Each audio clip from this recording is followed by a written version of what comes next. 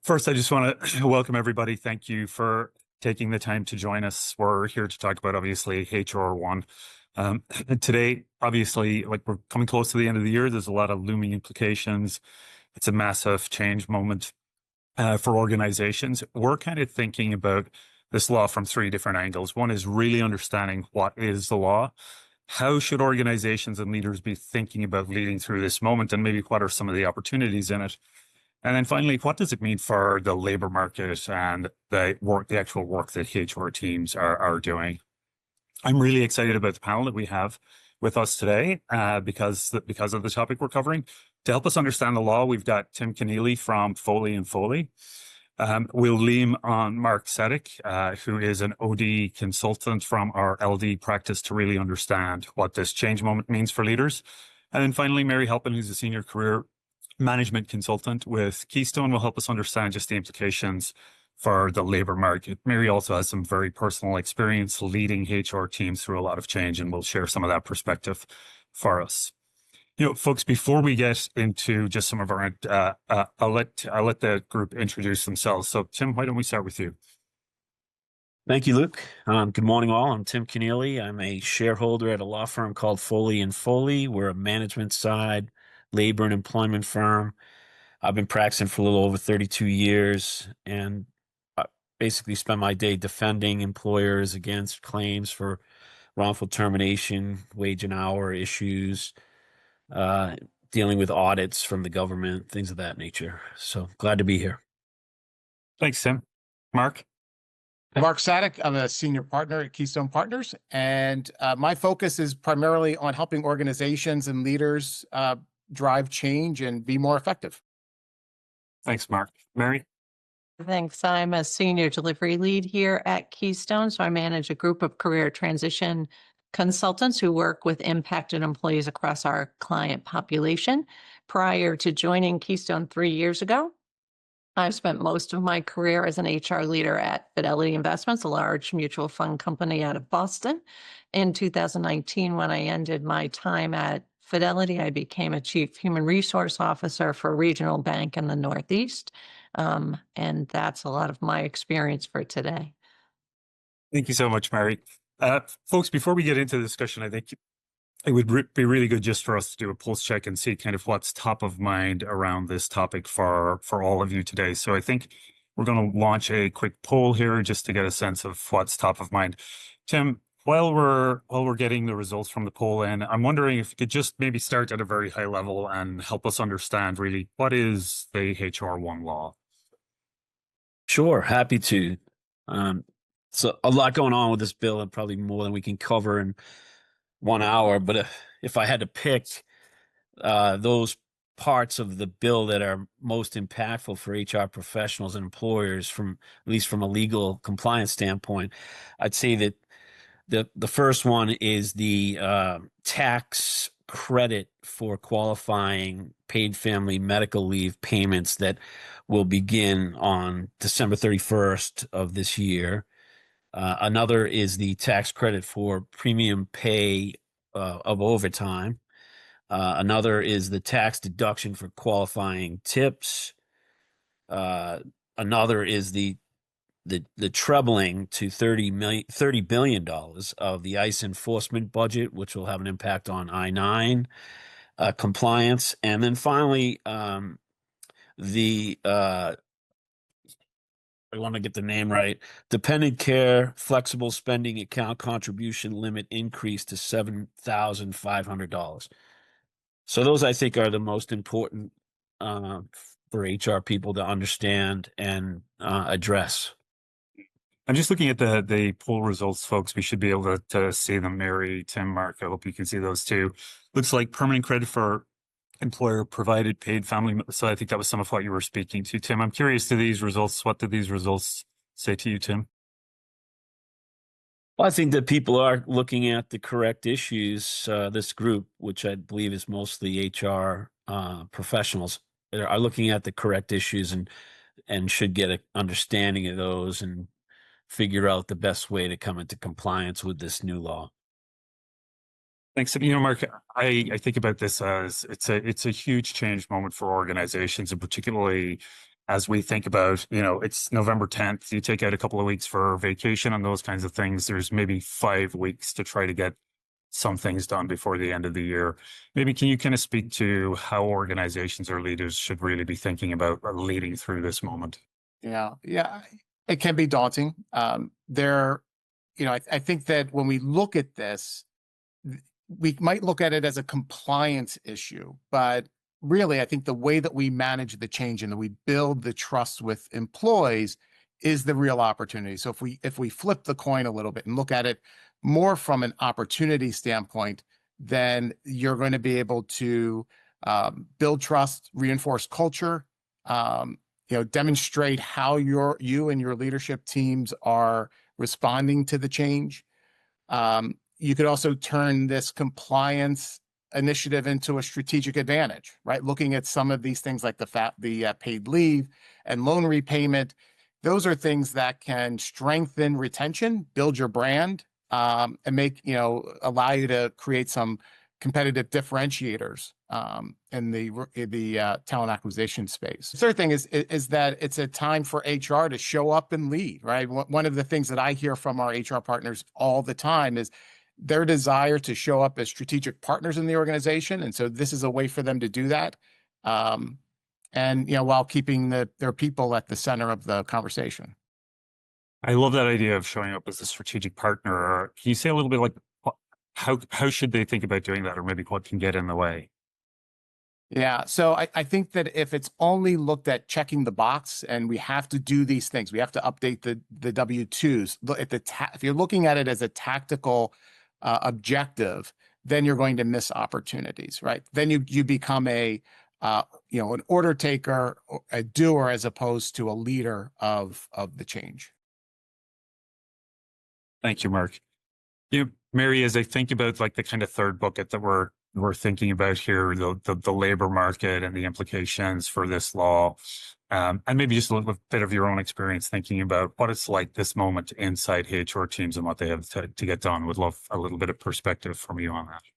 Yeah, I think to piggyback on what Mark was just talking about, there's a lot of opportunity embedded in this law for both job seekers as well as your current teams.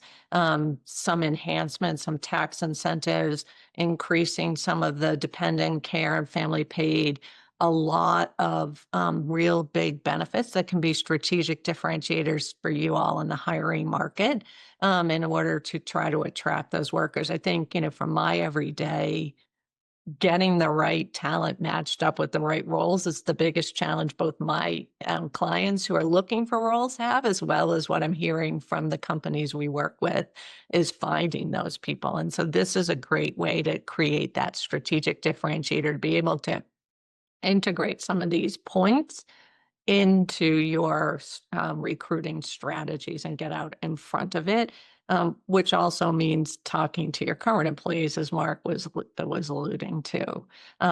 However, with additional benefit comes additional scrutiny and additional administrative aspects of it, which I know all the HR providers are struggling with or thinking about, maybe I should say better.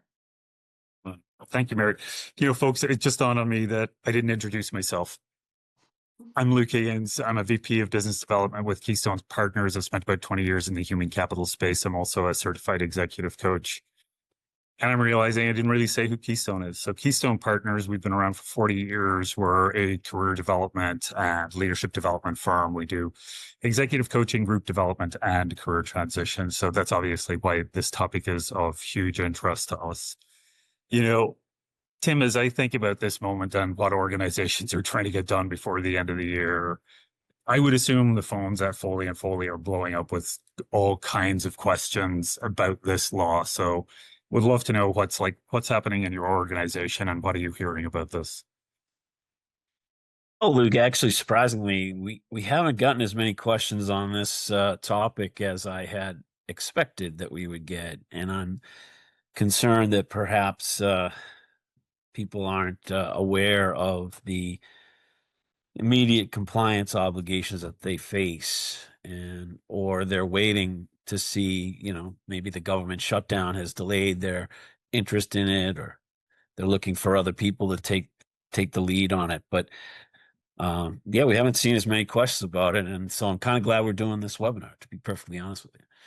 Well, I think that's an interesting point, like the ownership of this. If HR is maybe not thinking, maybe we're not the owners, who might they think is the owner if it's not them? Is that to me? Oh, sure. So, I mean, obviously, you have you have tax issues with W-2 forms that are going to have to be correct, and so payroll, your accountant, but there needs to be a team approach here, an interaction between HR, the employer, and those service providers to get things smoothly transitioned and correct. And so I think the goal that we have at our firm, and I'm sure at Keystone, and is to make sure that people are putting in place the changes that are needed to have that smooth transition and working with their providers. Thanks, Tim. Folks, please make sure to ask. You can ask questions in the chat. We have a Q&A box as well, so please make sure to don't hesitate to ask any questions that might be top of mind. Mary, Mark, as I think about what Tim has just shared with us, and the phones aren't ringing, I'm wondering, like, as you think about what organizations have to get done before the end of the year, what are some of the things that you've seen organizations do that maybe can help accelerate this kind of change, if in fact they are behind the 8 ball at this point? And Mary, let's start with you. Yeah, so I was in some of the conversations this panel has been having, I was kind of reminiscing back a little bit PSTD to COVID, when we had a lot of compliance changes coming at us as an HR professional without a lot of guidance. And unfortunately, we're kind of in that space today because primarily the government shut down, and there's been some things that we've been waiting for, I'm sure you all are waiting for, that haven't come. And so trying to figure out in very short order, not only just how to administrate some of these changes, and I assume, for many of you, figuring that out is a big piece of where your head is at now. Some of these are not permanent changes. Some of the tax credits are, or the limits are, some of the tax credits are not. So how much infrastructure do you want to support? And then how do you talk to the employees who are going to look to you to answer their questions as they start to become educated on this, on these impacts as well? So to me, it feels very reminiscent of hurry up, let's get this done. Do we have an answer? No, let's try to, figure it out. And a lot of Excel spreadsheets were being done in my office anyway to try to figure out how to pay people appropriately during this time. But it's critical for you as HR providers, for your company, for your culture, for your employees, and as we were talking about, in the competitive job market. Mary, I wonder if you could say a little bit more. Like, I think about this, not just the change moment that this law is. We're going through massive change because of AI, and we're hearing a lot about burnout. Like, what is the lived experience of being on a team like when all of this is happening? Yeah, I think you bring up a really important point, Luke, when I think about AI, which we didn't have a lot of when we were trying to deal with COVID, or at least we weren't using it as effectively as we are today. And so we were doing a lot of it very manually, trying to figure it out, reading, attending webinars like this. I can't tell you how many I sat on with groups of HR people trying to figure out, like, what are you doing? How could I do that? How do we adapt? And it's hard on your teams, right? They're trying to deal with their own issues, their own emotions. It's a hard time economically, and in this country right now, people are dealing with a lot. And now we're putting this kind of pressure on them to try to figure out what all this means, and then to pass it along in a positive way to their employees, to garner the goodwill that it frankly auto generates. I will just say I was reading up on some AI information recently. One of the biggest concerns HR people were talking about through AI was dehumanizing HR. This is an opportunity, though, I think, for you all to really let AI help you figure out how to resolve some of these administrative problems And then you all become the human face of what the impact of this law is going to be. Thank you, Mary. We've got a very interesting question, kind of double clicking on that to a degree, from Tim. What are the thoughts on tackling the cybersecurity of things, new systems, additional compliance? Mary, I wonder if you have anything to say about that. And then Tim, Mark, I'd love your perspective on it as well. Yeah, I think cybersecurity, the data security, particularly with health, some of the healthcare changes, immigration changes is huge for companies. And I would say the role I would see HR playing is assuring their populations that it's safe for them to participate in these programs and that they have the right tools in place to ensure that their data privacy concerns are being validated and paid attention to, while also still finding ways to use these tools effectively. And I don't pretend to have an answer for any of you, I'm sorry to say. It should be one of the topics every company, every corporation in America is talking about and trying to resolve, in my opinion. Thanks, Mary. That because I think that it's a great question, right? And not one that I think many people are thinking about, but the very nature of this situation that involves so much uncertainty, it is a breeding ground for nefarious activities, right? So there might be some emails that come in that talk about, hey, we're going to do this for you, or you should be getting this. Click on this link to learn more. And I think that educating your staff on some of those phishing emails, that pertain to this topic is going to be important. I think I haven't that's seen any, but I'm sure that there will be some. so. This is fascinating, Mark. I was somewhere last week. I got a text message. It was a spam text message, but it was worded and felt like it came from a client of mine who wanted to talk to me very quickly. And I think that you're right. Like, this could be a kind of a very confusing moment with all of this change going on. I know we talked about maybe how to think about accelerating it, but I'm also wondering from your experience, Mark, like how should organizations think about, structures that are sustainable, and while we're driving at all this change, how do we not exhaust the organization while we're doing that?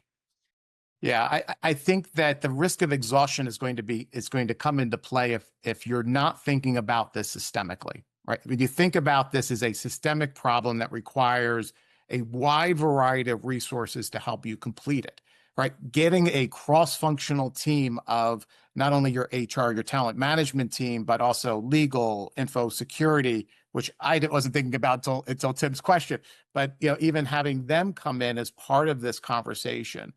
And then including employees in the change management initiatives, right? So that you're getting some firsthand feedback and input from employees on what they need to know, what they're striving to learn more about.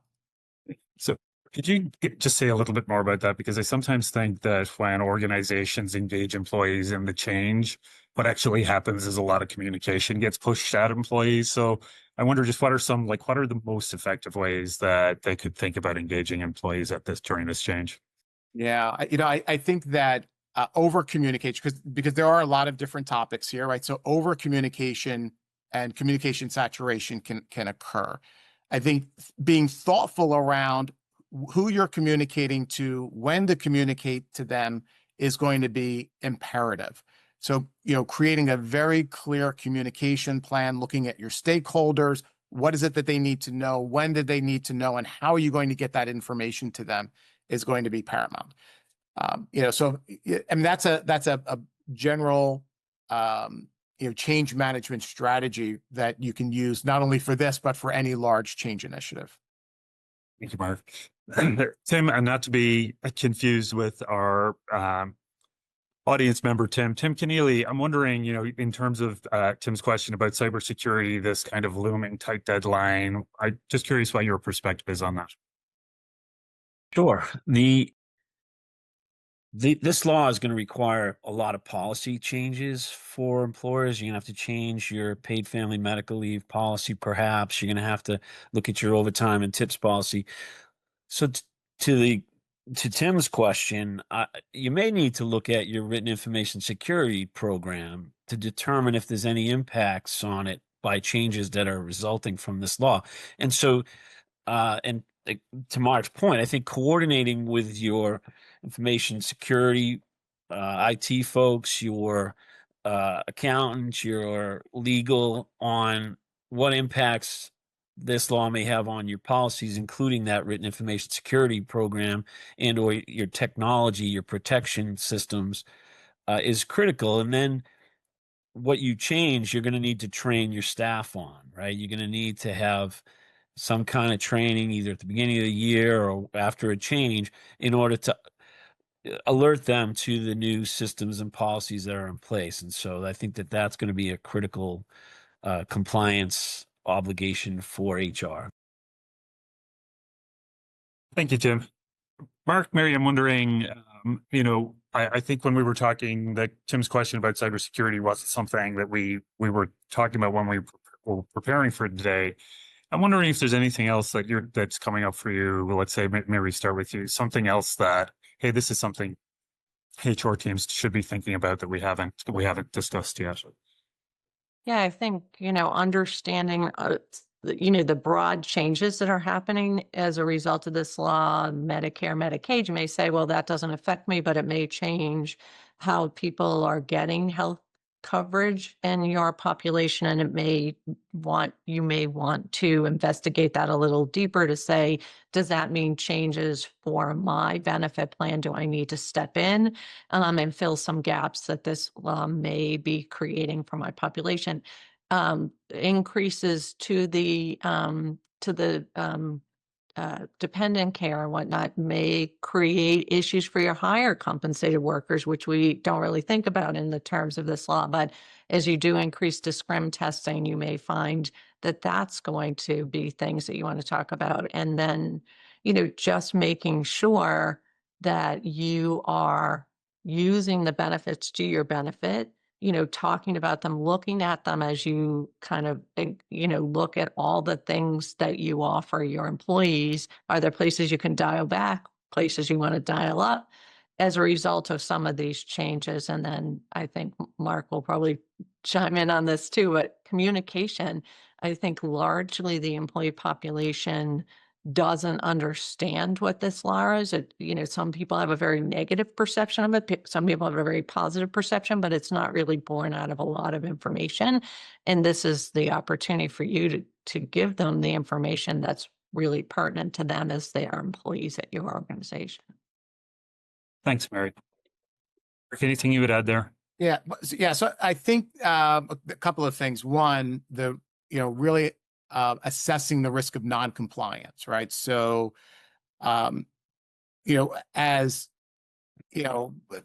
HR leaders, you need to prioritize. There's a lot of different priorities that are coming out of this bill that will have to be given a higher degree of importance.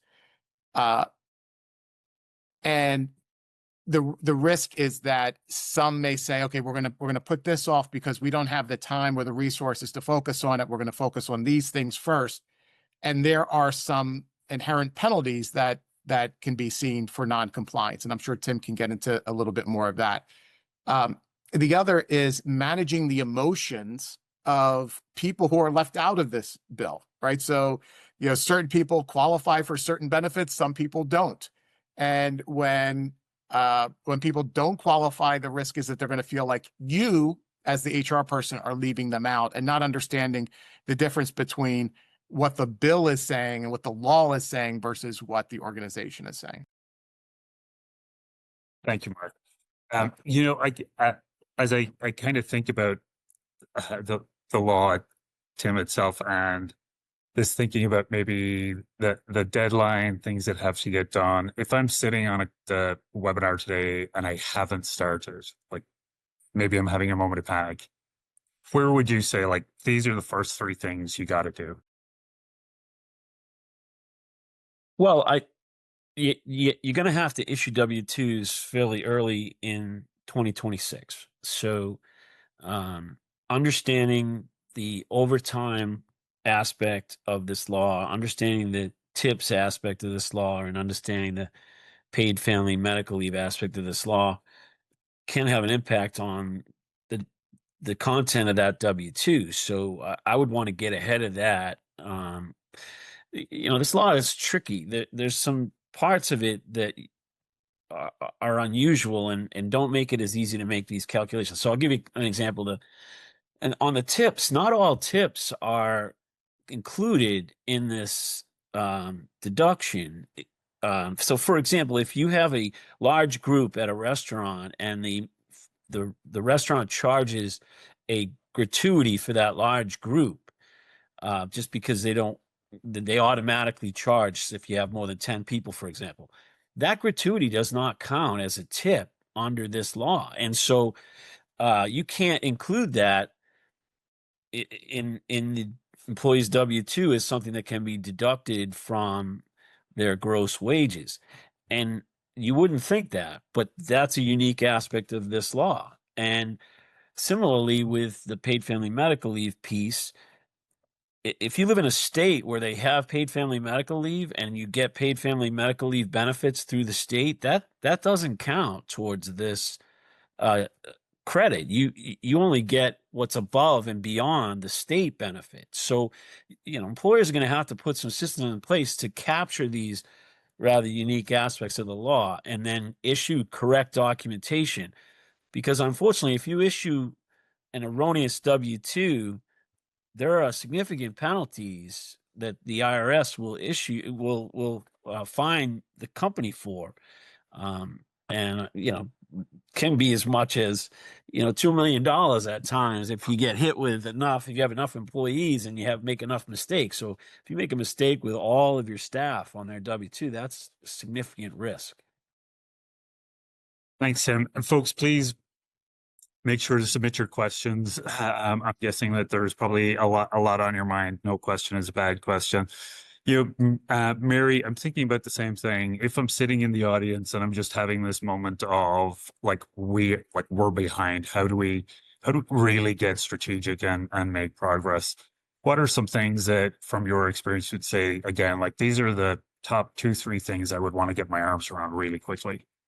Yeah, I think the first thing I would do after I finish this call is call my payroll provider, whomever you use to process, and make sure, because typically they probably produce your W-2s for you, and let's hope and pray that they've taken up the mantle and gotten their processes in place on your behalf. But I wouldn't wait to find out. I would be proactive about finding out. I think one of the things that to me is a little strange about this particular law is while it passed over the summer, it is retroactive back to the beginning of the year for many things. It's also, as Tim mentioned, it's a federal law. So the states, there's going to be different treatments for your employees by some state laws, right? The states do not have to follow the federal law, right? So, when you file income taxes, you file in state and federal taxes. So the first thing I would do is make sure my partners were ready to go. And then I'd want to kind of convene my leadership team together to say, okay, how are we going to address this? How are we going to be the face of this to our employee population, making sure they understand it, both the positives and any watch outs that may happen for them. Thank you, Mary.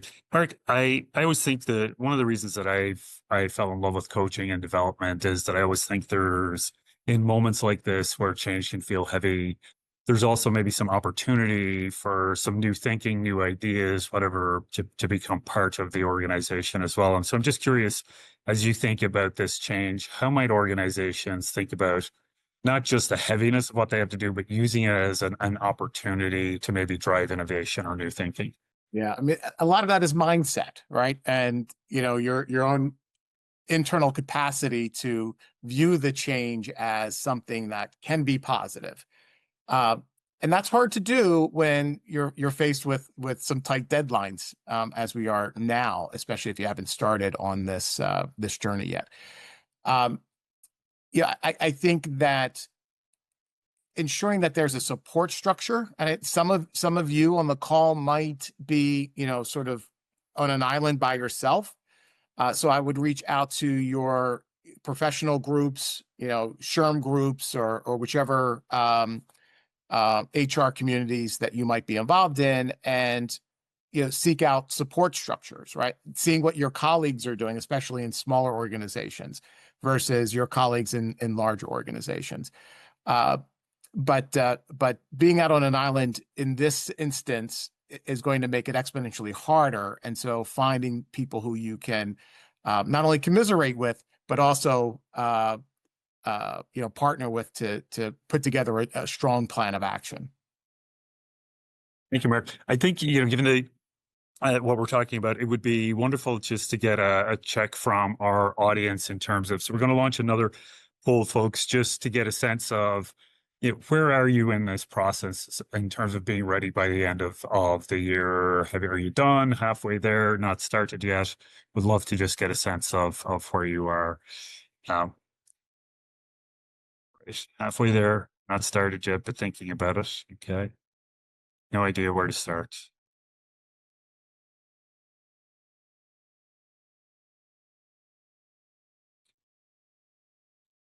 For anybody who is, as we're looking at the poll results coming in, halfway there, for folks who are not started or you're not sure where to start, feel free to post in the chat kind of maybe what's getting in your way, what you're waiting for. There might be some thoughts and perspective from the panel that would be helpful. So we've got 20 folks who responded to the poll, and it's literally 50% are halfway there, and the other 50% are either no idea where to start or not started yet. So, Mary, as a former HR leader, I wonder how you're reacting to this. I'm not super surprised. I think I've sat in this seat with other legislation in my experience. But I think, again, I think, getting started is critical. I think in these cases, and I know it happened in COVID, we maybe got caught a little bit, at least in my personal experience, on my back foot a little bit, because I was still waiting for legislation to come out, for the government to clarify, for us to get more information on what all this stuff was really going to mean. And it came like 24 hours before we had to implement it, right? And so then you're really scrambling, right? And so I think many of you here are probably in the same boat right now, right? Saying we're waiting, right? And we are, and things may change, but I think putting the guts of your program together, because you're going to get employees who are aware of this change and they're going to ask you about it. But you're also going to get employees who say, what is this tips or this overtime thing I'm seeing now? I don't understand it. And you're going to have to answer those questions as well. So, getting going, I think, is critical. I wouldn't personally recommend waiting for more clarity for the government. You are going to have to be agile, very fluid, lots of things still happening. But I think, it was an interesting thing to me anyway, where when it happened, when it passed in the summer, it was a big news. And then I've heard little to nothing about it since. And so I suspect for many, maybe it's kind of slid to the back burner with all the other things that are going on right now. But it is here. You never know what could happen, but right now, to someone's point earlier, there's like 5 weeks or so and counting before we're ready to implement. And certainly, regardless of what happens, there's going to be communications that is going to be required to impact, to let your employees know. I'll tell you, as a career transition consultant, we're talking about some of the positives that our potential, your potential new employees might see as a result of this law. So you are going to start getting those questions, if you're not already, from the candidates. Tim, like I know you said earlier that, the phones are not ringing at Foley and Foley about this issue. I look at these poll results and I think, holy cow, December, the phones are probably going to start exploding. So I'm curious how you're reacting to this, or what you're reading into it. Yeah, well, I'm an attorney who focuses on compliance, obviously, so I'm a little concerned that we're getting late in the year. I think what I would do if I were starting out, I would start with overtime, because overtime under the FLSA applies to almost every business in the United States, right? So I would put a system in place for figuring out what overtime qualifies for this credit, right?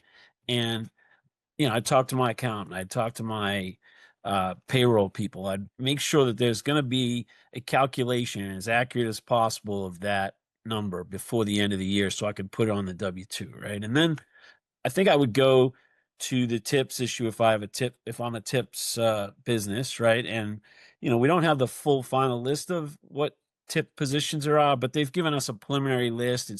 It's pretty much what you would expect, right? So if I have tipped employees, I'd try to figure out how am I going to calculate correctly those tips, and then that's going to help me issue correct W-2s. And then maybe next year, I'd look at my I-9s and my be prepared for an audit potentially from the federal government, because they're going to increase audits. So I'd sort of tick them off that way. The you got to prioritize your compliance at this late stage. Thanks, Tim. Mark, something that Mary said kind of strikes me in this moment of change, that there is always those things we think we need to wait for, right, before we can do something.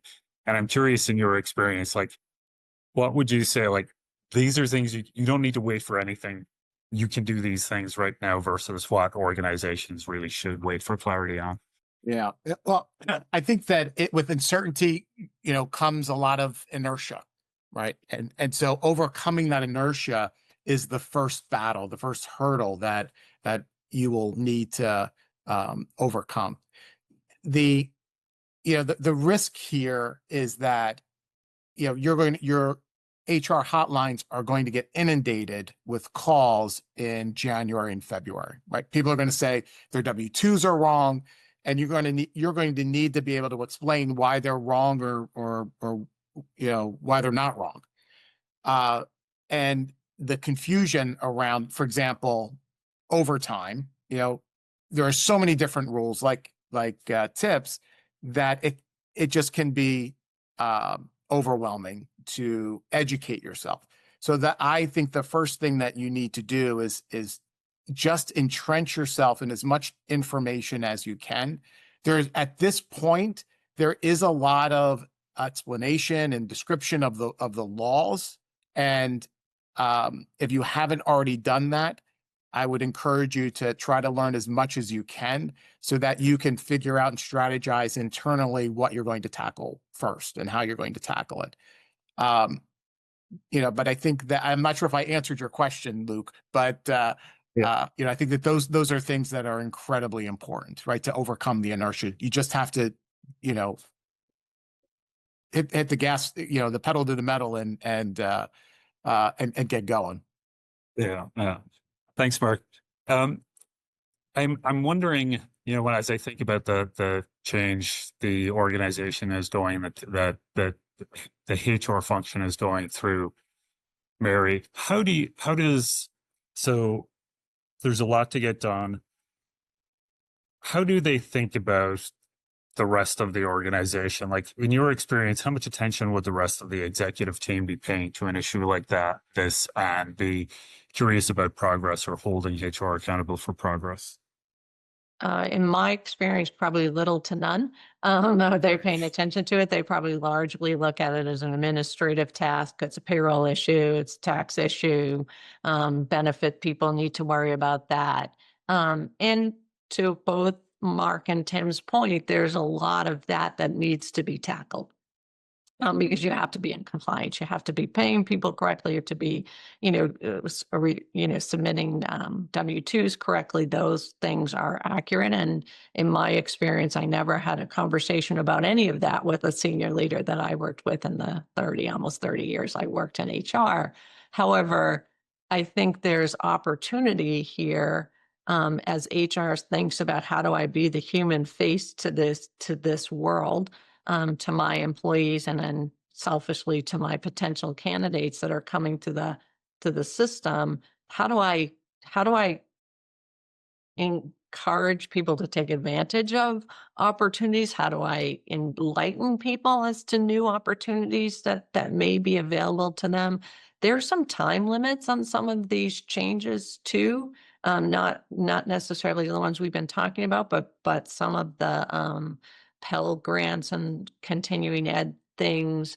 So taking advantage of them sooner rather than later could become critical as well. You may find out too late, it expired. So I think I can remember if Mark or Tim was the one that said it, but education about what exactly are the pieces of this, and then more likely than not, you taking it, not the administrative pieces, but the strategic pieces forward to your executive team to see if you can't come up with an engagement strategy around some of the benefits here.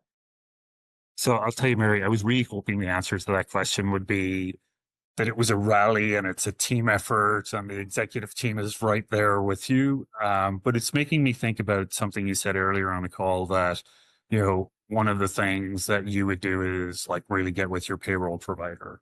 So I'm thinking about like in a moment like this, if I have a brain trust, right? It's not maybe my executive team, which I might have hoped it was. Maybe my payroll provider is one. Like who would you circle the wagons with to really get this right? I think, it's to the earlier conversation, getting to the compliance, making sure you have your administrative tasks done, because if you don't, there's no point saying this is going to be great for everybody, but we'll get back to you sometime soon on how we're going to do it. So I'd grab my, whoever provides my payroll, hopefully they've been working through this and they're going to say to you, hey, we got you, it's all set, don't worry about it. That's never been a payroll provider I work with. There's always been a little bit of something we had to work together, but getting that done. And then I'd also be talking to your benefits brokers, your benefit providers, your benefit departments within your organization to understand some of the impacts that are happening to benefits and how they see it as it impacts your particular benefit packages. And then once you've kind of got your administrative ducks in a row, then I think you can kind of come to the strategic pieces that we were talking about. Tim, I'm wondering from the kind of legal perspective, if I'm thinking about this kind of change moment, how should I be thinking about how should I be thinking about leveraging my legal partner? Like, what should I be doing right now?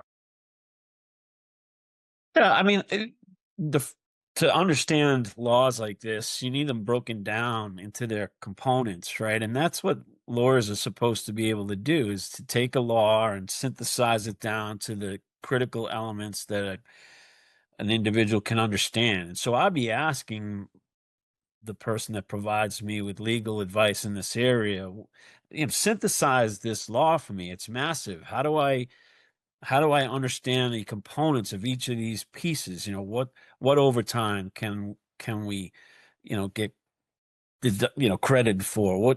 What deductions are there for tips, and how, narrow it down to its elements, and then explain how I implement those, or give me some advice on where I could make mistakes. And so that's, I think, the kind of questions that I would have been expecting to get from clients thus far. And since we haven't gotten them, I believe that maybe people aren't yet digging in on this law as much as they should.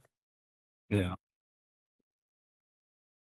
I'm wondering, as you think about this, is there anything else that you would think that leaders really should be doing right now? Particularly, so I think about, I've led teams where there's tons and tons of uncertainty and there's questions every day. So how do you think about just creating some stability for your team while all of this is happening. Because there's a lot of other things that have to get done every day besides this law. Yeah. Stability for your team or stability for the organization? Hey, I think about both, Mark. Yeah. Yeah. Yeah. I think that if you have a large HR group, that you're at an advantage that you can have, you can touch a lot of different people. You can learn from one another. You can spread the wealth when it comes to some of the activities that need to get done. So you can divide and conquer more easily. I would have more concern for the sole HR leader, or maybe they have one or two tactical people on their teams that are executing on, benefits or payroll, and they may not have a large network internally to pull from. Those, it's going to be hard at this point for you to be able to rally the troops. So I would say what you want to do is make sure that you've gotten the buy-in with your senior leadership team, that they know that this is a priority and that there are certain things that need to get done sooner than later and that they need to be prioritized. And that might mean bringing in some external resources to help with those things, whether it's working, with your HRIS team or your payroll team, whether it's about working with your marketing team, or an external marketing team to help with your messaging. I think that for the 50% that are halfway there, I think you're probably halfway there because you already had a good support structure. You're already thinking about this systemically in the organization. The other 50% on the call that hasn't started or they don't know where to start, I would say that you need to create the stability. You need to be able to, to be the anchor for that stability and rally the troops and get the resources that you need, and make sure that the communication plan is in place.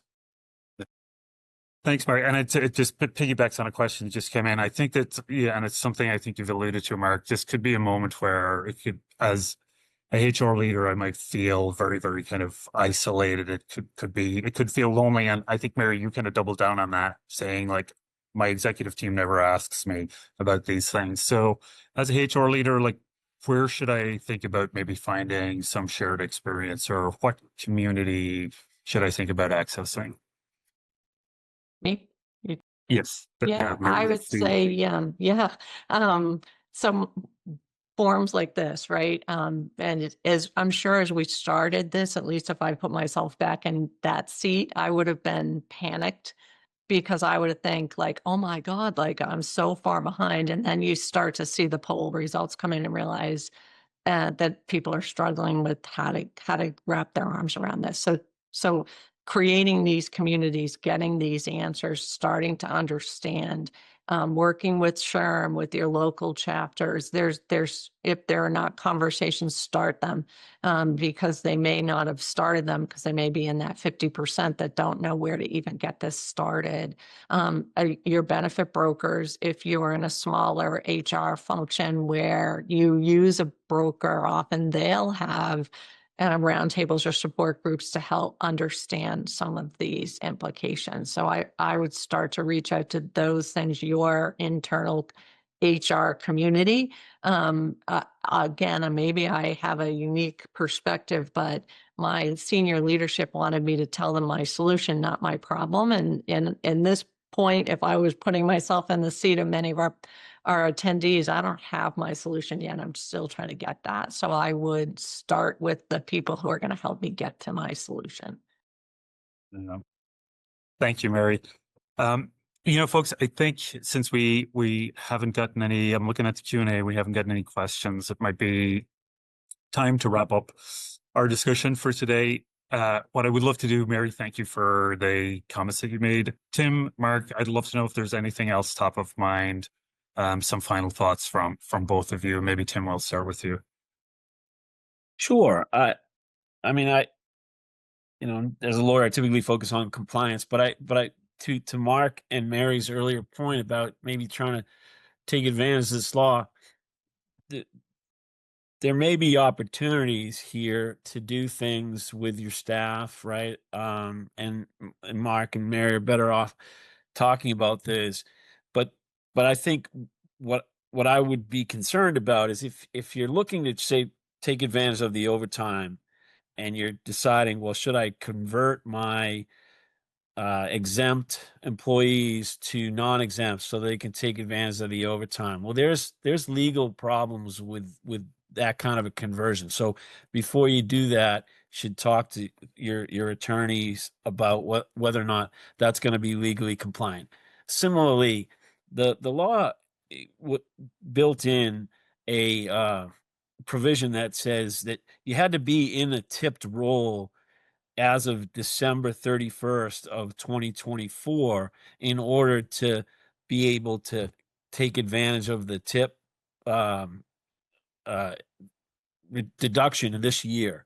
And that was designed so that people didn't convert everybody to tipped. So, they could get a deduction for everything. So you got to understand that there are ways to take advantage of this law, but you also need to keep in the back of your mind the compliance issues that all us lawyers, boring lawyers, talk about all the time. So, and we did just get one question. Maybe you'd be able to help us with this. What qualifies as voluntary overtime, since that doesn't come up in the qualifying in the calculation? Does that make sense to you? Voluntary overtime, I mean, that's just basically if somebody agrees to work more than 40 hours without the permission of their employer. So I think that the idea is that, this is going to be overtime that's mandated by your employer. It's part of your normal job. And you can't just work extra hours in the hope of taking advantage of this law. And under the FLSA, the employer still has to pay that overtime, that voluntary overtime, when the people work it without their permission. But you're not going to get the benefit of this law if you continually work overtime without the permission of your employer. And Mary, I will come back to you for some final thoughts. Mark, any final thoughts from you? Yeah, I would say that there's a couple of things. One, there might be some rationale that you're giving yourself that no one's asking me about this right now. So it must not be a big deal in my organization. And I have all of these other things that are going on at year end. We have performance management, we have year end, reviews and increases. You might have open enrollment. All of these things take away from your capacity. And so the urge might be to say, I'm just going to keep putting this off because no one's asking me about it.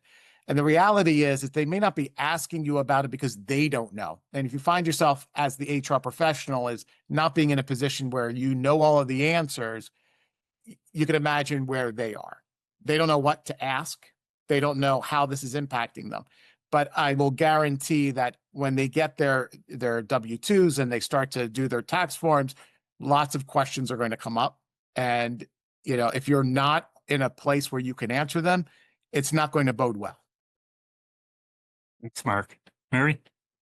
Yeah, I think I just playing off of what both Tim and Mark have just said. I mean, we as HR professionals, I think you have an opportunity here to get out in front and lead as opposed to react. And there is no doubt, I'd be surprised if a lot of people are asking about this. I know my clients who are job seekers aren't aware of a lot of the provisions or having thought about it, but it's just a matter of time before they become aware. Again, you get your W-2, the inevitable question is, what is this all about? And then what else might I not know about? And you as HR leaders, I think have an opportunity to lead these conversations to empower your organizations versus wait for them to come in when it comes. So I would not delay, not just the administrative stuff, which could turn out to be bigger than a bread box when you actually dive into it, but also the engagement pieces are critical. So, folks, that's our time for the day. I want to, in closing, just say thank you so much to Mary, Tim, and Mark for your expertise and perspective. Well, we didn't get a lot of questions. I hope we were able to answer a lot for you. I do I've spent 20 years working with HR professionals. You're the heart and soul of the organization. You carry a lot. So I really hope this was helpful. Make sure to grab some resources. We've created an FAQ. And if there's any questions at all, please don't hesitate to reach out to Keystone. We're here to help. Thank you.